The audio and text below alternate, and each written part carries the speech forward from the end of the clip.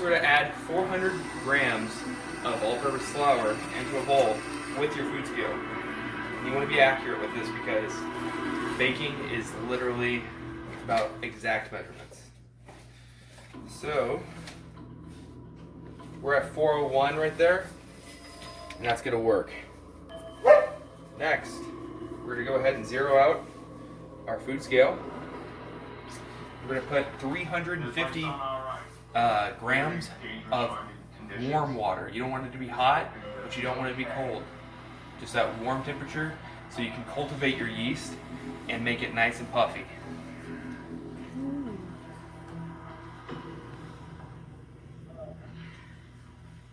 What happened, Bob? I thought it'd be easier. Alright, right on the money. Next thing you want to do is make sure you stir it good.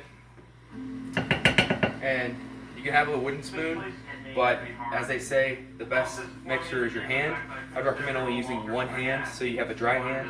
And what you want to do is kind of lift it and have this kind of motion if you want to zoom in on this. This kind of motion where you're picking it from the bottom and you're pouring it. And that way you're fully incorporating the flour and hydrating it.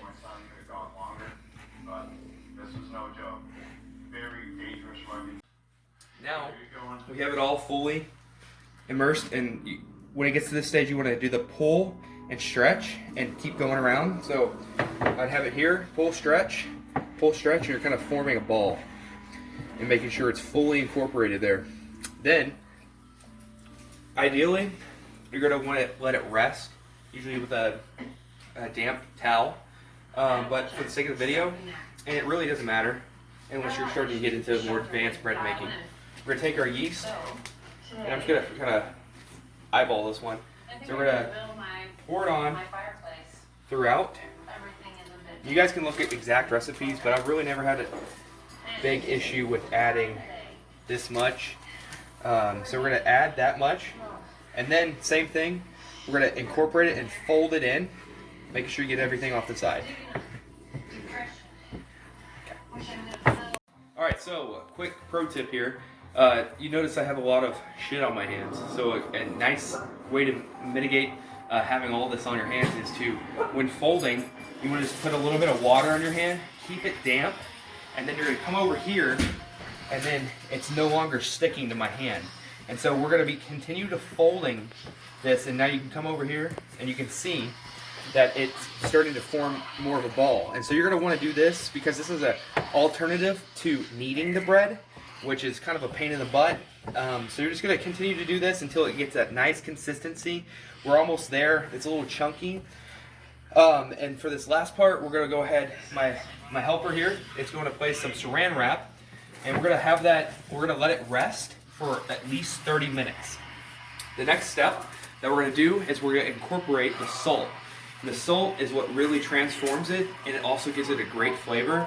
So we're going to add 13 grams of salt, and then we'll be back for more. I think you're going to take a little small.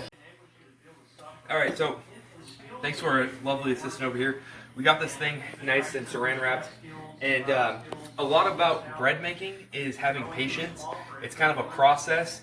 We're going to let that sit there and rest, and it could rise a little bit because we did add the yeast. So once we do that, we're just going to, once it's rested for a little bit, we're going to incorporate the salt, and once the salt's in there, we'll update you next. Alright, so it's been resting now for about 30 or so minutes, and if you want to come zoom in here, we can look, and we can actually see we have some bubbles right here, and some more bubbles over here. So that's how you know that we had the right temperature water and the right consistency. So now we measured out 13 grams of salt in this drink because we're living in a frat house. And we're going to go ahead and slowly, incorporate the salt in and around. Make sure we get all in there in different spots. Just like that. So that's 13 grams. We're going to come over here, and we're going to do this technique. We're going to make sure, you'll see. And then we're going to go ahead, and this is very important. We're going to scoop down. We're going to take it out, and now you can see the consistency. We're going to stretch and fold. We're going to do that throughout. stretch and fold, stretch and fold, just like that. And now the consistency you'll be able to feel is completely different from when we first originally started. So you're going to continue to do this for a good 5 minutes, and we'll come back for more. All right, so basically the last step here. So after we went ahead and folded it several times, it's got that nice consistency going on. We're going to go ahead and let it rest.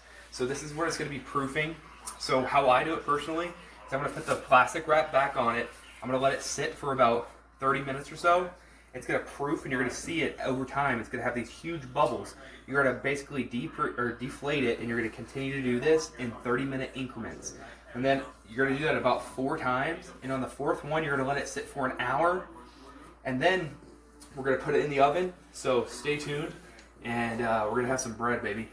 All right, now that we have our glass of wine open, we're going to make sure we drink it safe.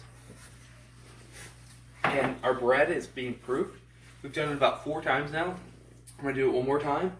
In the meantime, what you want to do is you want to preheat your oven to 500 degrees with a Dutch oven in there and the lid on. So we're going to look in here.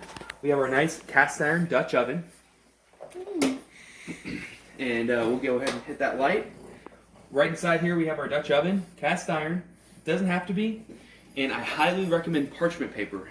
Since we're living in a frat house, we don't have any parchment paper, so we're going to have to deal with what we got.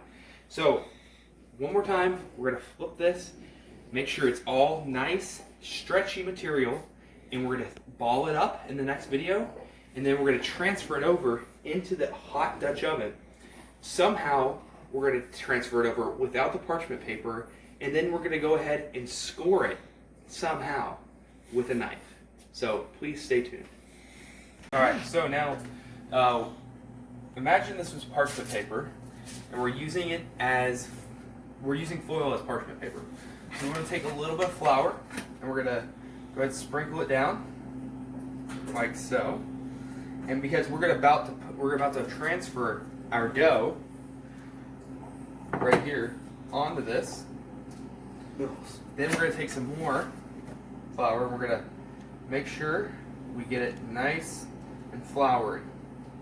And then we're going to smooth it on, and then we're going to start shaping our dough. So this can be done with your fingers, but they also have tools. So we're going to be shaping it nice, and we're going to try to make it into a ball, as hard of a ball as we can. But we are, like I said, in a frat house, so we have to do the best that we can. And so it might get a little bit sticky, so we want to continue to make sure that this stays a little dry, because we're about to score it, which scoring it means that we're going to make a cut, so it allows the bread to rise up and out. So, Assistant Hair Bear, do you mind getting out the Dutch oven with something? Yes, come right here. Grab it. Oh God. And setting it right there on this stove.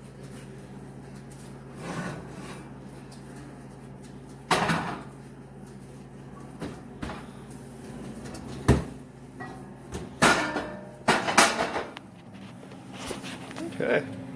All right, perfect. So now we are going to, we have our pre-shaped dough, just like that. We're going to sprinkle a tiny bit on there, just like so. We're going to take our sharpest knife that we possibly have, and we're going to make a couple deliberate cuts. So we're going to go ahead and go 1, 2. So we're going to go with 2 for right now. And then we're going to go ahead and transfer this, just like so, over, and we're going to drop her and flop her right into it. We're going to make sure that it's open, just like that. Sir, could you please put the lid on and put it back in? No. It can stand out. Oh, okay. Yeah. Oh, sorry about not clarifying there. You want to do that again? Nope, go ahead. Just put it on there. And then go ahead and place it in there. Oh. Thank you, sir. Now we're going to place the timer on for 25 minutes. After those 25 minutes, we're going to go ahead, remove the lid, and place it in there for another 25 minutes. You're going to want to take it out early because it looks like it's burning, but trust me, it's not. The longer you have it in there, the better it's going to be in the middle. Stay tuned for more. Then, after it's done, you're going to pull it out of the oven, and your stuff should look just like this. It's a beautiful bread, and it's scored 2 ways, and now we're going to let it rest for another 10 minutes, and then you can enjoy this with a lot of butter or whatever you might like it with. Cheers. Now we have our beautiful loaf, and now it's time to indulge, and it's time to cut. And this might be the scariest part, and if you do mess up and it's not done inside, don't worry, it's all about learning from your mistakes.